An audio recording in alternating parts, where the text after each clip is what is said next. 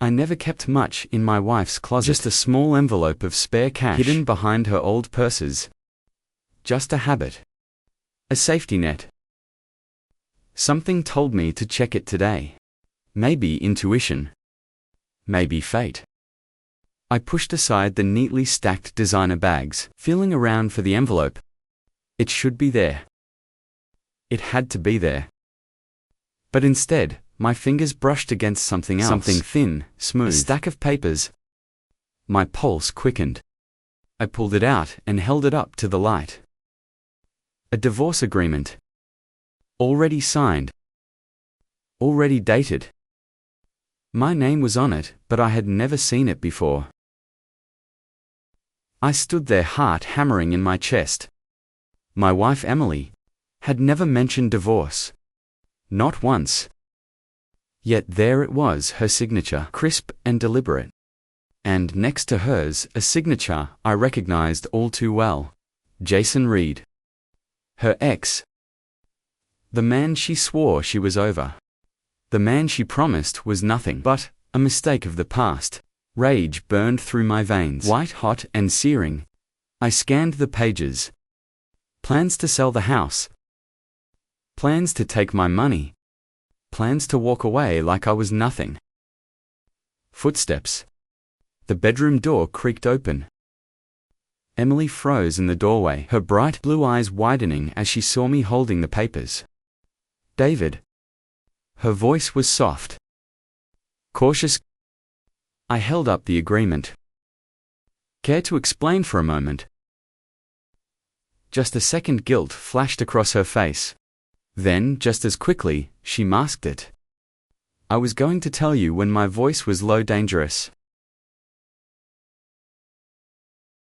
She took a step forward, careful, like I was an animal ready to pounce. David, listen. Jason and we reconnected. It wasn't planned. I scoffed. Reconnected. Her eyes flickered, searching for an excuse. A lie. Anything to soften the blow. And then she said it. The words that shattered everything. He's my true love. My breath caught. I could handle cheating. I could handle betrayal. But this... I had built a life for this woman. I had given her everything. And she was throwing it all away for him.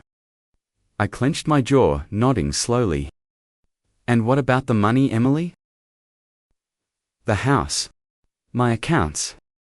Her lips pressed together, eyes darting to the divorce papers still in my hand. She hesitated. That was all the answer I needed. It wasn't just love. It was greed. My fists tightened. But I wouldn't explode. That's what she expected. That's what Jason wanted. Instead, I smiled, a slow, knowing smile. Emily's brows knit together. David. I understand, I murmured. I really do. Her shoulders relaxed. You do, I nodded. You should be with the man you truly love. Relief washed over her face. She reached for my hand, but I stepped back. I'll sign the papers, I said. But not yet. Her expression shifted. Why not? I chuckled. Because, my dear wife, you forgot to check the bank accounts. That flicker of doubt in her eyes. That was fear. She had checked them. She knew exactly how much was there. Or at least, how much had been there before I moved it all last week. I stepped closer. Leaning in. Jason's not going to like being broke. Her breath hitched. What did you do? I shrugged. Took precautions. Moved everything out. Froze our joint accounts. You didn't think I'd let you waltz away with my hard-earned money, did you? Panic. Pure panic spread across her face. You can't do that, she whispered. I smirked. Already did. Emily's phone buzzed on the nightstand. A message. Jason, why is the account empty? Her face paled. I picked up my jacket, heading for the door.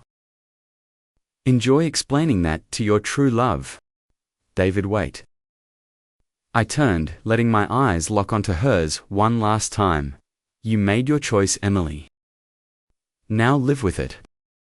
I walked out that night with nothing but my keys, in a deep, satisfying sense of justice. 2 days later, I got a call from Jason. You think you're smart, don't you?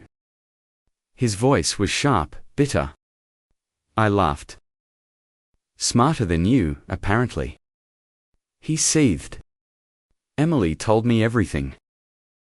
You ruined her life. I leaned back in my chair, savoring the moment. No, Jason. She did that silence. Then you'll regret this, I grinned. I don't think I will. Emily and Jason lasted exactly 3 months.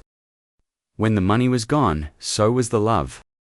I heard she tried to crawl back sobbing, begging. But the locks had changed. My number was different, and my life better. She wanted my money. She wanted a new life. Well, she got one. Just not the one she expected.